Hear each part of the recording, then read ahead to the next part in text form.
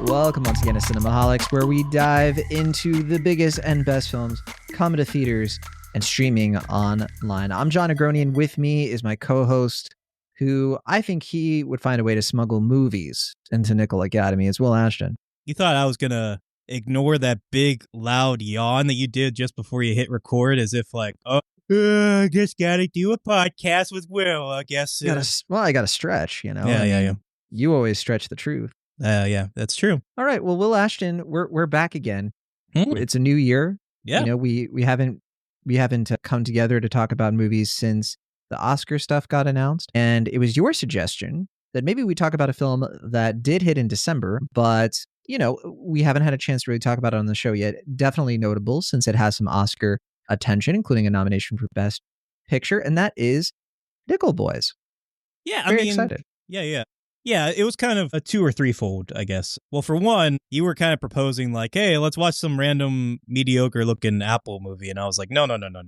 If this was the old Gorge? Cinemaholics, Come on. whatever it is. If it was the old Cinemaholics where we had an episode once a week and I'd just watch whatever, sure. I'd watch The Gorge or The Garge or whatever that movie is. But I'm like, no, we're going to be doing these like once every other month. I want to talk about cinema on Cinemaholics, not streaming or whatever it is. But the other reason, or one of the reasons I guess I should say, is this movie, I think, you know, this has been a weird Oscar season. I don't know how much you've been paying attention to it, if at all. I know you're not a big social media person anymore, so you've probably been blissfully unaware of how chaotic it's been the last couple months as far as everything goes. I genuinely haven't been paying too much attention. I've seen a little bit of it in the periphery, a lot of Emilia Perez talk, for example, and I've stayed out of it. You know what? Because I have been retiring softly from the film criticism space and focusing more on my stories. And so I don't need these Hollywood stories, not me. Well, in any case, I think keep me apprised of this stuff. Sure. You're so good at it. Sure. I will say, though, that I think of all the films of the Best Picture race, at least, I feel like Nickel Boys is kind of getting overlooked. It was sort of a surprise nomination. Like, it was predicted to some extent, but it was always kind of on the periphery. Like, people weren't sure if it was going to be like Nickel Boys or Sing Sing or A Real Pain. You know, like these films were kind of getting thrown around in the discussion, Gladiator 2. And that basically got like the 9th or 10th nomination, depending on where you put I'm Still Here, which is also sort of a surprise nomination for Best Picture. And, you know, I think this is a very well-deserved nomination. I don't want to get too ahead of myself, but I do find it disappointing that in all the films that are being discussed, and, you know, obviously Oscar season kind of promotes ad nauseum sort of conversations, I find it a little disappointing that Nickel Boys is kind of getting overlooked comparatively. So I thought it would be nice to talk about it. And also, I just read the book, which I was very intrigued by how much the book complements the film, and I'll get into that a little bit later. But I thought all those would lead to a very fruitful and fun discussion, and hopefully informative discussion of Nickel Boys, a very serious film. I feel bad about saying fun because it's not like a entertaining traditional sense sort of film. Yeah. Well, although the film does employ some joy in its small moments, but you know what? Look, I'm intrigued as well to get your take on it since you have, as you say, have read the book. And so that's a perspective that I'm very curious about, actually. So let's get into it. Let's talk about Nickel Boys. This is the latest film directed by RaMell Ross. He also co-wrote the screenplay with Jocelyn Barnes. Ross is best known for an Oscar-nominated documentary, I believe, that you have seen, Hale County This Morning, This Evening. Why did I think that you had seen it? Okay, I don't know. Never mind then. I remember it got a lot of buzz, like it was very well acclaimed. I never got around to watching it for some reason. I heard it was good. Yeah. I thought you had mentioned on the show at some point, but yeah, I'm probably thinking of something else. But yeah, the film, you know, I haven't seen it as well, but, you know, from what I can gather, it was kind of this poetic glimpse into African-American life in the South. And so now Ross is transitioning into some narrative filmmaking here with this film, Nickel Boys, an adaptation, as you already mentioned, of Colson Whitehead's Pulitzer Prize winning novel, which is really exciting to see it brought to life here. So the film stars Ethan Herisse as Elwood and Brandon Wilson as Turner. These are two African-American teenagers navigating the harrowing realities of the Nickel Academy, a reform school in 1960s Florida, notorious for its abusive practices. The supporting cast includes Anjanou Ellis-Taylor as Elwood's grandmother, Hattie, I think it's Hamish Linklater as the kind of corrupt superintendent, Spencer, and Daveed Diggs portrays the adult version of Elwood. So this was produced by Plan B Entertainment. That's Brad Pitt's little pet thing. And he's known for some socially conscious films like 12 Years a Slave, Moonlight. So this isn't like the first kind of thing that we have seen that production company get into. Nickel Boys premiered at the 51st Telluride Film Festival back in August, and it had a limited theatrical release this past December. I don't know if it's still playing in a lot of limited release theaters, but now that it does have the Oscar nom, it has a Best Picture, as we mentioned, but also Best Adapted Screenplay as well. We could see it hitting some more theaters soon if it isn't already. Another thing to point out about this movie before we get into our thoughts is it does, from the jump, employ a very unique POV, a first-person point of view throughout the film. You're always watching it through somebody else's perspective. And the film kind of immerses the audience directly into the experiences of the characters using this on telling a story through somebody's eyes. A lot of people agree that, yes, it is a bold choice. It sparked some praise from a lot of critics, also some debate as well. So we'll get into it for sure.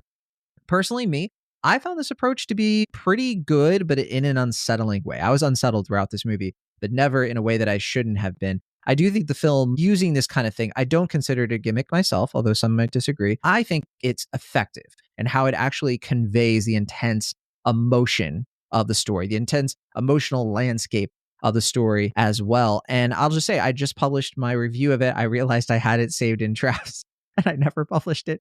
So I put it out, and I was kind to the film. I thought it was quite good, and I definitely had a lot to say, and I want to hear what you have to say. I was very taken by the film, and I went into it knowing that it was very lauded, like it was on a bunch of people's end of the year list. Even before the Oscar nominations, I heard a lot, and my expectations were high. But yeah, I mean, the thing that really intrigued me was, like you said, the POV perspective of the film, something that, we've seen other movies do this, it's not like Hardcore Henry got like some Oscar consideration, even though it did a sort of similar thing. But I agree with you. It doesn't feel gimmicky. It doesn't feel like it's used solely as a experiment. I mean, I'm sure it is experimental in some respects, but I do really think it is purposeful in how it's done. I think the pacing and the structure of the film is pretty remarkable considering how it works as an adaptation. And I really respect how much you said his name was RaMell Ross, the director of the film? Yes. I really respect how much he lets the audience infer and kind of take away their own perspectives from the film. And I think that's something that I really respected a lot more having read the book, because I think it reminded me a lot of the year prior when Killers of the Flower Moon came out, and there was a book adaptation of that. And it felt like rather than just being a traditional sort of like, here is, the film version of this book, it kind of felt like they complemented one another in a sense of like they're telling the same story, basically. The same people are the focus of the story, but you kind of get two different variations of it in a way that is both very literary and very cinematic. And I think this movie and the book are very simpatico in that sort of way. I think the book is very lovely in its writing. I think it's gorgeous and harrowing. But I think the movie just really allows you to get, this very harrowing, immersive experience in a way that is really unlike a lot of films I've seen before. The film that it reminded me the most of in a surprising way, in a way that I don't use lightly, in a way that I imagine you're not going to take as kindly to. But especially in the beginning of this, I was really reminded a lot of Terrence Malick and The Tree of Life, and the way that movie uses a sort of fragmented style to reflect nostalgia and this sort of, reflecting back on life experiences and allowing oneself to reckon with kind of the past in ways both good and bad. I think that movie, even though it's not POV in a traditional sense, it does kind of feel very evocative in that way that I find it to be very effective. I know you disagree, and that's your prerogative and perspective. That's all for you to. No, that's fine. That's fine. Yeah. And I want to take you point by point. I definitely agree with you about the pacing. I definitely see where you're coming from with it. I do think that the pacing at times can be a little punishing for some viewers, right? I like that it's not in a hurry, the movie itself. I think that that's both a strength of it, but then that's also going to be a challenge for some viewers, which is not bad, obviously. And I like the intention that Ross is coming into it. He doesn't want to tell a plot-driven story, I don't think. I think he wants us to be in the plot more, rather than to kind of experience a traditional view of it. And I think that if there's one thing that this POV thing does better maybe than other films have tried to do the same thing, or in a way that's different at least, is that it's actually not trying to be urgent in the way some like Hardcore Henry, but it's actually trying to like make you feel the weight of time itself in the way that both Elwood and Turner do. So that's the thing that I kind of like about the movie. It does feel like a unique experience in that way, rather than I think like a slow burn in a way that might be just kind of, for lack of a better term, boring art house indie movie vibes, that kind of thing. When it comes to, how Ross kind of like lets the audience take their own perspective with this, I do think that was something I wasn't expecting. I was kind of worried the film would be preachier, or that it would try to like force this emotional response. And I don't know, I didn't get that, right? Like I didn't really get that I was being manipulated or there was this kind of overt sentimentality. I was just looking at the review that I wrote, and especially like right after the movie, I really was feeling like, yeah, this isn't kind of going for that kind of 12 Years a Slave sort of thing. That's sort of like, here's the punishing, beckoning of time and all this stuff. It's like, here's what you're supposed to feel exactly in every single moment. The movie's actually kind of, really kind of like putting you through a lot of different emotions, but not really telling you how to process or what to process, but just, it's just kind of like showing everything a little bit point blank, which I really respected. I definitely wasn't expecting that at all. Yeah. So, I mean, there are a lot of Black films that focus a lot on Black suffering, and that's like the main focus and the main objective of the film. And obviously that is really key to this film. But I agree with you that I think even more so than the book, I think this movie kind of finds a joy in the little moments and the ways this friendship blossoms in a very organic and kind of vibrant way, and feels nostalgic, and like I said before, in a way that like he can, be haunted by all these horrible things that happen, but you feel the little moments kind of creep up, and it's just like little things that seem insignificant, but they have a lot of potency to it. And I think that comes together with the cinematography, which I think is easily the best of last year. I mean, there were a lot of really exceptional films and that were with great cinematography and all that, but this film, I think there are just some shots in this that are just, I don't even know how they did some of those shots. Get the perspective, get the actors. I mean, it just is amazing. And I agree, yeah, the way it is able to find that balance is pretty remarkable, I think, on Ross's part as well. Yeah. Yeah. I'm glad. I do want to talk about the cinematography, but I do also want to bring it because you brought up Killers of the Flower Moon. And yeah, that wasn't a movie I was thinking about for sure. But I think that's really interesting since you did read the books and stuff. So you have a different take on it, or you can interpret it that way. That's so interesting to me because Killers of the Flower Moon has so much real history in it. This movie has real history, but of course it's being spun, for the book and then the movie, of course, because it does tell you at the end, like, here is the real life stuff that we were basing this off of. And I like that approach. I think that it allows the writers kind of some freedom, and it allows you to kind of frame the tragedy through like different genres without being disrespectful to the kind of, the kind of real stuff that happens in the film. And that's, I guess, what I like here is like, I didn't get that kind of like Hollywood machinery thing and the way that they're trying to go for the gold. Because this is the thing. It's an Oscar nominated movie now. Everyone who watches it is going to be like, oh, it's going for Oscars. And so at the same time, there weren't any performances here where I was like, oh yeah, they're going for the Oscar reel at all. But on that token, I think it's kind of a shame. I really don't get why Brandon Turner, for example, doesn't get an Oscar nomination for Best Supporting, because probably one of the best supporting acting performances I've seen all year. Yeah, I mean, I think that unfortunately kind of comes down to Amazon in this case. Like, I just think they didn't really do a great job marketing this movie or releasing it, for that matter. I mean, I'm glad they gave it a theatrical release, and I'm glad that they did enough to give it, get recognized for Best Picture. But I do feel like they kind of dropped the ball in a lot of ways, and I don't think it made a lot of money. I don't think it's a film that is, an easy sell for most people, but I think there could have been more that been done to capitalize on like the end of the year praise and the, end of the year list. And I think if they had pushed it, it's a busy time of year, but if they had pushed it like around Thanksgiving or so, I think it would have done even better and would have been in the conversation a little bit more. And I think having it kind of quietly come out in January in a wide release was not for the best, but it did get in, it is in the Oscars. So they did enough to, you never know. Yeah. It's a low budget film, 23 million, but to your point, it's only made 2.8 million at the box office. So yeah, it's kind of limping along right now. Hopefully it's going to make back its budget at least. Yeah. But, and I am bummed that most people are probably not going to see this in theaters, because I think it is a really, encapsulating experience. But I know you had a sort of unique viewing experience as well. You watched it with your... Yeah. I used so I had the screeners coming in for Critics' Choice Association, and part of the way that I can watch those at home, but kind of simulate the theatrical experience. I forget if I've talked about this on the podcast, Oh yeah, you did. But For okay, yeah, A Real Pain.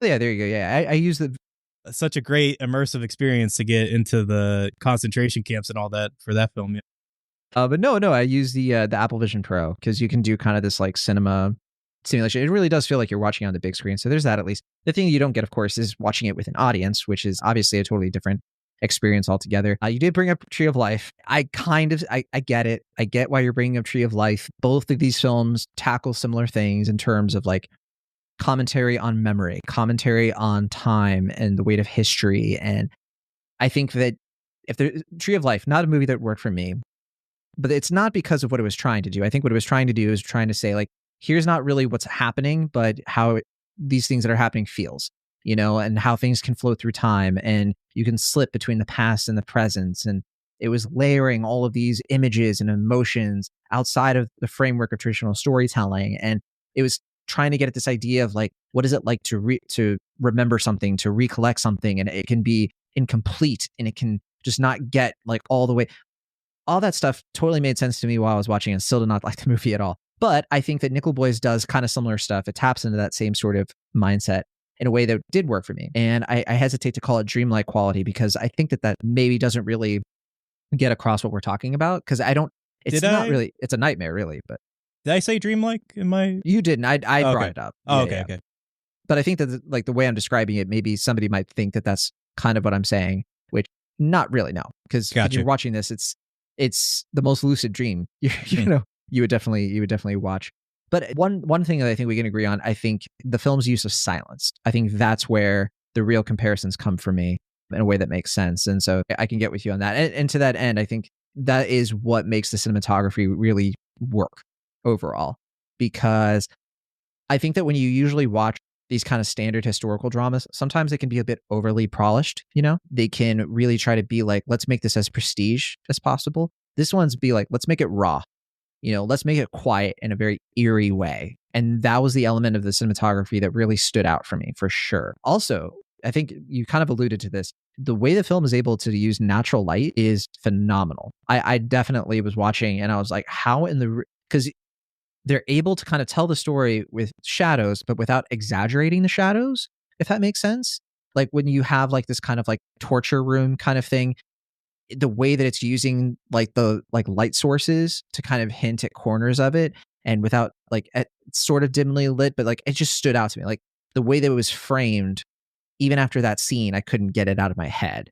And it contrasts really nicely because we're in Florida. So you have like this kind of brutal Florida sun in one moment, but then you kind of have this like false sense of openness to give this like illusion of freedom. And I was like, man, that's just such a great storytelling choice that so many other directors wouldn't have really gone for that kind of approach. They would have gone for the claustrophobic stuff and all of that. Yeah, I mean, I think a lot of the great qualities of this film, and this is something I try not to take for granted because there have been several examples of like documentary filmmakers who go into narrative films and the leap doesn't really happen. Like I know there was another example this past year, The End, which is a film I thought was all right. I didn't hate it, but that was Joshua Oppenheimer who did like The Act of Killing, which is an incredible documentary, very raw and potent as well. And I think he was trying to make something that was a little bit more high-minded and a little bit more high concept and kind of going against what was his natural strengths. And that's not to say he shouldn't be adventurous, but I think with this film, like you're suggesting, the fact that it is able to bring these non-Hollywood qualities, as you put it, into the film, these very almost documentary-like qualities into it, and keep the power of the narrative and allow itself to be very true to what I assume the filmmakers, Ross's other films are like, while being a leap into this more, fictionalized portrayal, is a pretty remarkable balance. I think is accentuated really well by having a non-traditional narrative director at the helm here. It feels like a really exceptional way of tackling the story in a way that, like you said, doesn't feel like you're watching the type of film that you watch in history class, like a Glory kind of film. No offense to Glory or whatever, just like, sure. Yeah, but that's like your traditional kind of prestige, like sweeping Oscar score, like very high-minded kind of film. And this is obviously going for, like you said, quieter, rawer, more emotionally vulnerable, and a little bit more experimental kind of filmmaking in a way that, could have easily fallen apart. And like you said, for some people it doesn't work. I will say there are a couple times in this. I think more often than not it works, but there are a few times where it does kind of feel like the POV cam work is a little stilted for what it's going for. I remember there was like one shot early on where it's like Elwood going into a bed that it feels kind of weird because you can see like the actress has to like kind of work away around the camera, and it's like, okay, there are little moments like that where it doesn't fully work. But I think overall the fact that it is as immersive as it is and as potent as it is a really remarkable feat. And I also want to credit that to the editing, which I think is also really outstanding. Yeah. I think even in my review, I kind of mentioned that there were some moments where I felt like the POV stuff was maybe a little bit too experimental. And I even likened it to like, it felt like it should have been part of a different kind of film. I think I've softened on that criticism a little bit over time. I don't feel quite as, I kind of get it a little bit more, in further reflection, since it's been some time since I watched the film. I do want to bring up though, because you said, the transition from documentaries to narrative films. Hold on. There are a few notable exceptions. So I don't want you to get away with this. Oh, I'm not saying this is the only time it's happened. I know you're not saying the only, but I do want to make it clear that it has been done many times before and exceptionally well. I think first person I thought of was Chloe Zhao, who went from Songs My Brothers Taught Me to Nomadland. And I think that was just such a like stark, like, okay, this person really can, make that transition well. Also, the writer, right? She did the writer as well, I think. Yeah, so that was just like, yeah. But I think like going to Nomadland, that was the one that was kind of like the bigger splash. Jordan Peele technically did a short form doc before he did Get Out. So I think that he would count. I know it's like a Funny or Die thing, but whatever. I think it still counts. Better example would be Ava DuVernay, though, who did, a lot of stuff before getting into Selma. I think This Is the Life is probably the one that most people have seen. And that one, for sure, I think definitely informs a lot of her career after Selma too, because when they see it's not a documentary, but you could just kind of tell DuVernay has that kind of like documentary like mindset that it does transition well into narrative stuff too. I would also say, Werner Herzog is like the master of just going back and forth. Oh, really? Sure. Yeah. Of right. Course, He can just go from documentary to narrative to documentary. I know Scorsese is supposed to be known well for this too, but I think Herzog's better. He was an editor on Woodstock, I believe, and I don't know if he I don't know if he directed a ton of documentaries before. Not a ton. Before he came into form, but yeah, I mean, he was from the documentary scene, you can say. Sure. But anyway, so that's enough of my I just think I do think it's an interesting topic. We haven't talked about too much, but going from doc to narrative and then back again is always kind of interesting to me. Like, for example, how cool would it be for somebody, like the one who directed Won't You Be My Neighbor, Morgan something, I forget his name, but I think not Morgan Spector. I think it's someone else. But that guy, if he had done like maybe a narrative film after that film, not like Beautiful Day in the Neighborhood, but something that kind of like gets across like his strengths as a documentarian, I think would be kind of cool to see. Just saying. Was there anything else you wanted to get into on the film before we maybe take a look at some of the Rotten Tomatoes and the Letterboxd and all that? I'm trying to think.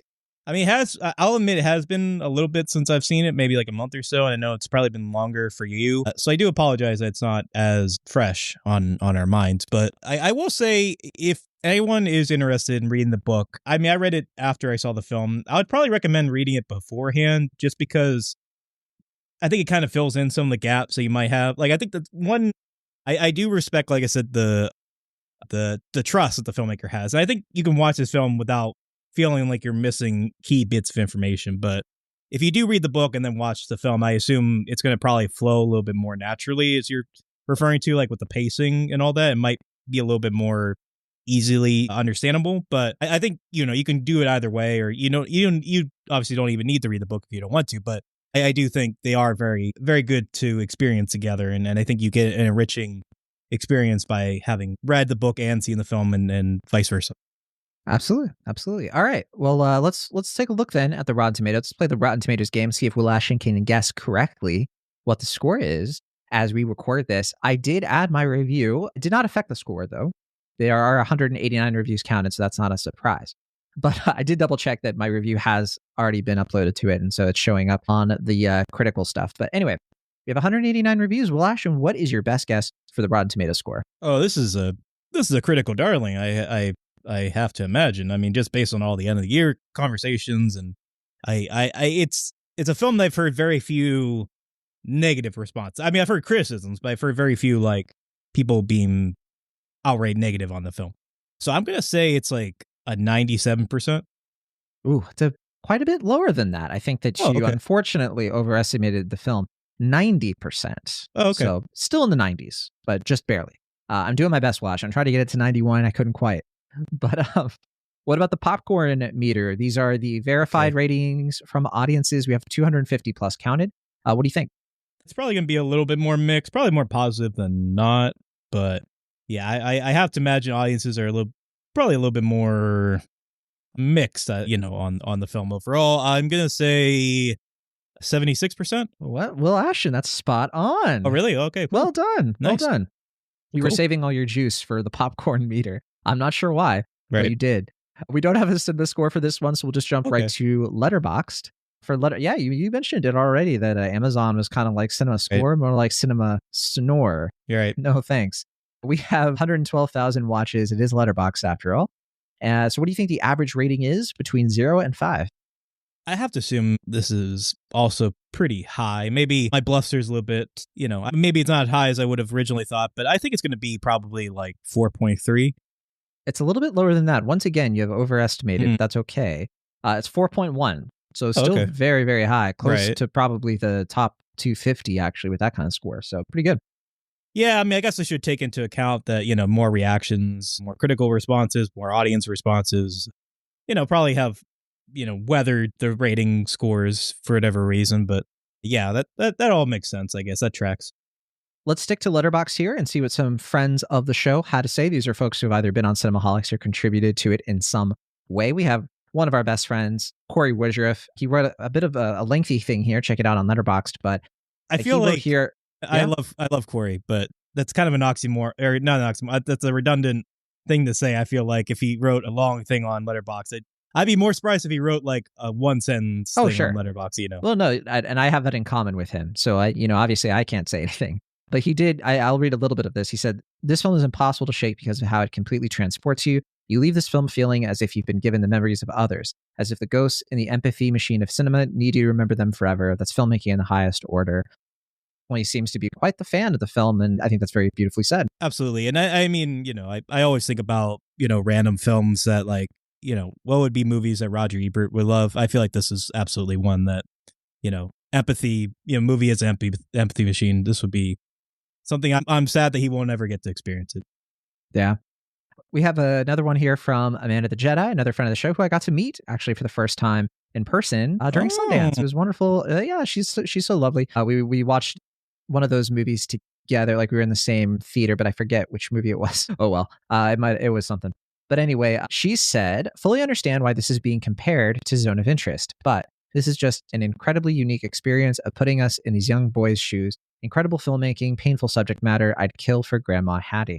I gotta be honest, I didn't think of Zone of Interest myself during this one, but I could sort of see like maybe some people would say that the sound design of Zone of Interest kind of similar to the visual design of this one, at least what they're trying to do without being gimmicky. So I can kind of understand that. Yeah, I mean, I did read the book for Zone of Interest as well, and I think I would love to be in the same camp as I am for like Killers of the Flower Moon and Nickel Boys, but I feel like Zone of Interest is the rare sort of film that I think actually kind of eclipses the book. Right. Yeah. I didn't hate better. the book, but I just think the movie is a lot more effective at what it's doing. I mean, the book is experimental and it's effective in certain pieces, but it's also kind of a tedious book to get through in some respects. And to your point, they don't complement, like the book and the movie don't complement each other very well. Yeah, they because kind they're of work different. better individually. Yeah. Whereas you were saying with like Nickel Boys, Killer of the Flower Moon, those do complement each other well. They do feel like companion pieces in a unique way. Also, referring to what Amanda said about Grandma Hattie, there's a hug in this movie that I felt. Like I wanted a hug after I watched it, and that's all I got to say about it. All right, let's see who else we have here. Looking through it, we have, friend of the show, Clint Worthington, gave it 5 stars. Wonderful to see. One of the, I won't read the whole thing, but one of the last things you wrote here was, "Sometimes the best way to get inside someone's shoes is to literally see through their eyes. That's what great cinema does, and that's what Ross does here." Yeah, wonderful to see that, and I think that's the point of the movie. Yeah, summed up pretty well, actually, I think.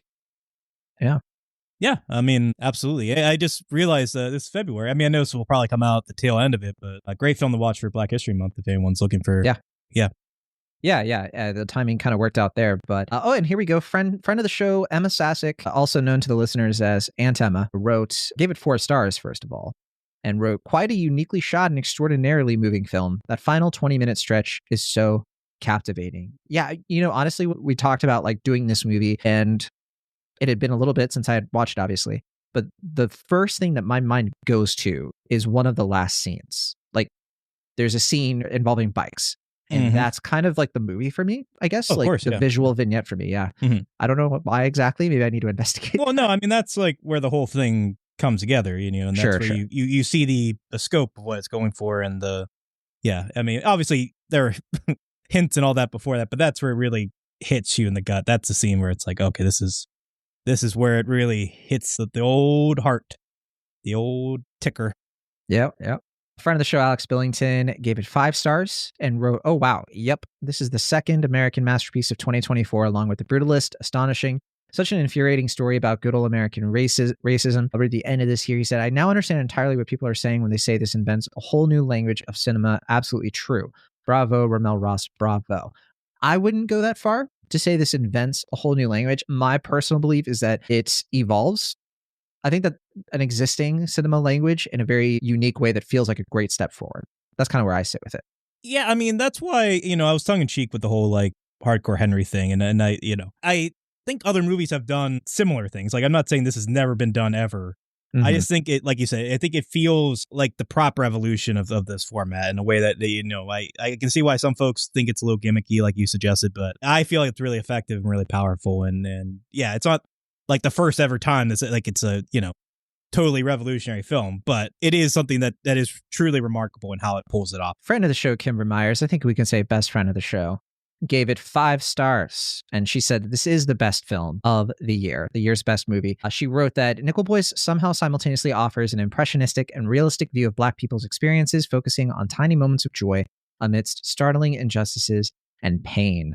Yeah, and she wrote a whole review on Crooked Marquee. I did read it, and I highly recommend. She had some great things to say about the film. We also have Chris Evangelista, friend of the show, also wrote a quick little letterbox thing here. He wrote he gave it 4.5 stars, and he wrote, Jesus Christ, I'll be thinking about the final shot of this for a long time, like forever. Yeah, same here. Well put there. Yeah, I mean... Yeah. Oh, yeah, go ahead. No, sorry. Go ahead. I was just going to move on to the next one, but if you had something. Yeah. Friend of the show, Aaron Dicer, gave it 4.5 stars. And he wrote an exquisitely artistic film where the art serves to enhance this unique, powerful, and devastating look at self-identity and its relationship to Black American life in the 60s. Truly astonishing work. Yeah, I think the running theme here, Will, is astonishing. Like, that's what most people seem to be describing this film as. And deservedly so, I'd say. Deservedly so. Let's see. We have any of the Allison Johnson from the show, gave it 5 stars. Didn't write anything. Abiel Chessie gave it 5 stars. Our former co-host and best friend forever. Abiel Chessie wrote, I kind of can't believe this movie exists in the form it exists in. A major studio adaptation of a huge novel that experiments with form and trusts the audience to put the pieces of the story together. And 2024, massive, stunning. Another word that we're seeing a lot of, stunning. Anybody that's a friend of the show that didn't like the film just by chance? I mean, not that I want to hear criticisms. I just feel like we're maybe getting a little repetitive at this point. Everyone just kind of saying these similar things, Great timing, because the next person. Oh, okay. Corey Everett, our friend who made Cinephile, the show, or the game. Corey is, he's a tough guy to please, but that's why we like him, because we're not tough to please. And Corey gave it 1 star and said, I kind of can't believe the studio let them shoot it this way. Wow. That's it. Well, it's hard to argue that if I don't know why he feels that way, but I mean, sure. Yeah. So just looking through a couple others, we have some people who are like cousins of the show, not friends of the show. So I won't extended cousins of cinemaholics that you see at the family gatherings for like 2 minutes, and then exactly. But no, that's actually. Oh wait, sorry. There is one more. This is from best friend forever of the show, co-host of the show, Will Ashton. And Will Ashton wrote, the rare film that can be called Malikian without it being hyperbolic. Malikian.